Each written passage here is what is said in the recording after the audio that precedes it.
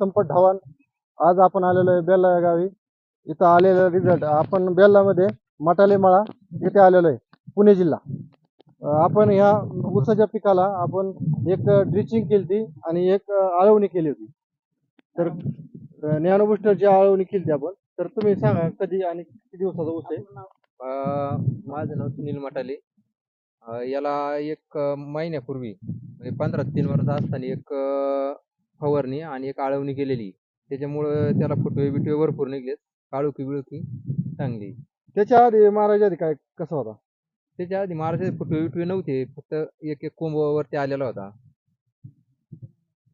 आता हा 1.5 महिन्यात झाला.